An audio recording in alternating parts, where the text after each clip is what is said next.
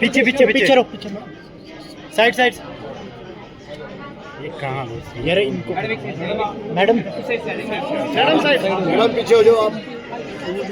ये है कौन है इसकी मैडम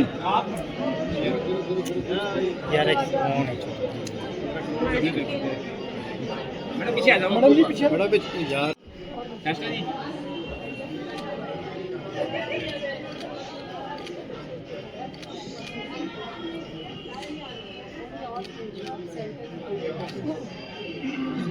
करो हाँ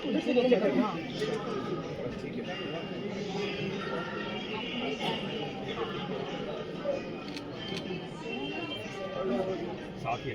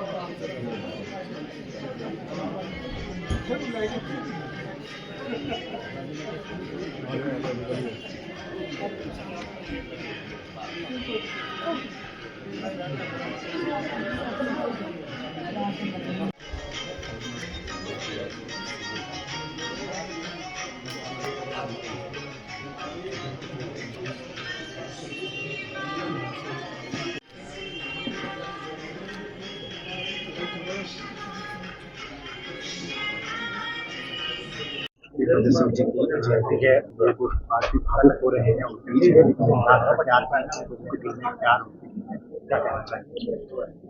आज स्वर्गीय वीरभद्र सिंह जी मेरे पिताजी की जयंती है और एक मैं समझता हूं कि खुशी का मौका भी है। आज वो बेशक हमारे बीच इस दुनिया में नहीं है, मगर उनके जो दिखाया हुआ रास्ता है उस पर हम सब निरंतर आगे बढ़ रहे हैं।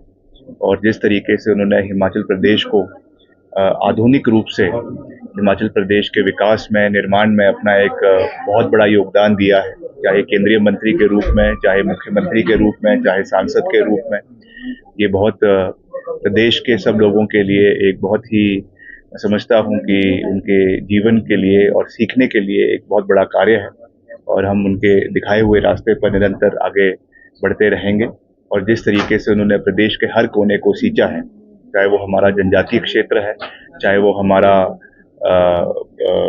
कांगड़ा का इलाका है, हमीरपुर का इलाका है, सिरमौर का इलाका है, जिला शिमला का इलाका है, हर इलाके में सर्वत्र विकास और संपूर्ण विकास करने का जो उनकी सोच रही है उसको हम निरंतर आगे बढ़ाएंगे और उनके दिखाए हुए रास्ते पर आगे चलते रहेंगे। ये विश्वास मैं जो है वो प्रदेश की जनता को दिलाना चाहता हूँ।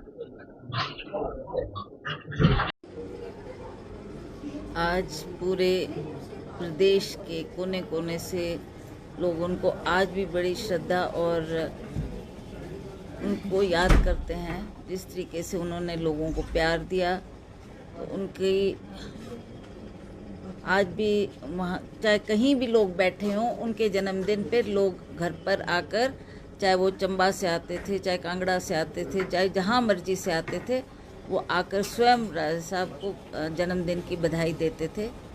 पर आज तीसरा बरस लगने जा रहा है, वो हमारे बीच में नहीं रहे, परंतु फिर भी लोगों के दिल में आज भी वो जिंदा है और हम उनको बड़ी श्रद्धा के साथ सभी लोग याद करते हैं। मैम, प्रतिमा लगने का मैदान पर बात करी, हमें कुछ मांग हो रही है। अभी मुख्यमंत्री जी ने बोला है कि प्रतिमा जो है मैदान पर नहीं लगा सकती क्योंकि वो राष्ट्रीय नेताओं की वहाँ प्रतिमाएँ हैं और आस-पास वहाँ उनकी प्रतिमाएँ लग सकती है। इसके ऊपर क्या कहना है? देखिए, हम भी व्यक्तिगत तौर से माननीय मुख्यमंत्री जी से बात करेंगे। अगर वो राष्ट्रीय स्तर की बात करते हैं तो वो भी कोई राष्ट्रीय नेता से कम नहीं थे। उन्होंने राष्ट्र को भी उनकी सेवाएं दी हैं और प्रदेश को तो भला दी ही हैं। तो हम चाहते हैं कि रिज मैदान पर, क्योंकि इतने लोगों की आस्था जो उनसे जुड़ी है, लोग उनकी प्रतिमा देखना चाहते हैं, तो इसलिए हम इस बात को माननीय मुख्यमंत्री के सामने रखेंगे और मुझे विश्वास है कि वो लोगों की भावनाओं की कदर करते हुए इसको अवश्य स्वीकृति प्रदान करेंगे। उन्होंने ये भी इंश्योर कराया है कि निश्चित तौर पे उनकी प्रतिमा लगाई जाए वाले सवाल से है। उन्होंने ये इंश्योर कराया है कि उनकी प्रतिमा निश्चित तौर पे लगाई जाएगी। उन्होंने पहले भी इस मामले में कहा है, ये उन्होंने कहा है। आप क्या ठीक है, हम उनका आभार व्यक्त करते हैं कि उन्होंने लोगों की भावनाओं की कदर करते हुए इस बात को स्वीकृति दी है और माना है कि वीरभद्र सिंह जी की प्रतिमा रिज मैदान पर लगनी चाहिए और हम उम्मीद करते हैं कि इस पर शीघ्र कार्रवाई हो और वो प्रतिमा रिज मैदान पर स्थापित हो, क्योंकि हज़ारों लोग जो आते हैं वो भी ये देखना चाहते हैं कि वहाँ पर उनकी प्रतिमा लगनी चाहिए। मैडम कहाँ दिक्कत आ रही है? 3 साल हो गया है, मतलब लोग कहता है कि हमने तो दे दी थी, हमने तो पास कर दिया, बाबू उसके क्यों नहीं लग रही? अब ये तो गवर्नमेंट ने डिसाइड किया ना, गवर्नमेंट ने ज़मीन देनी है और फिर उसके मुताबिक वो निश्चित किया जाएगा कि कहाँ उसको वो प्रतिमा को लगाएंगे। इसके अतिरिक्त बाई इलेक्शन हो रहे हैं, कांग्रेस पार्टी किस तरह से इस कैंपेन को क्या दावा है कांग्रेस पार्टी का?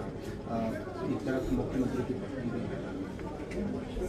ठीक है, उन्होंने अपनी पत्नी को मैदान में उतारा है और उनका संबंध उस क्षेत्र से है, लोगों की भावना भी थी और सर्वे के मुताबिक भी उनका नाम काफ़ी टॉप पर आ रहा था, तो ये निर्णय लिया गया कि उनको इस बार वहाँ से देहरा से टिकट दिया जाए।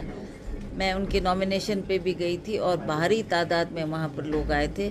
हमें पूर्ण विश्वास है कि कांग्रेस के कामों को देखते हुए अवश्य जनता कांग्रेस के कैंडिडेट को सफल बनाएगी और विधानसभा पहुंचाएगी। बाकी जो 2 असेंबली सेगमेंट में उनमें कांग्रेस की क्या?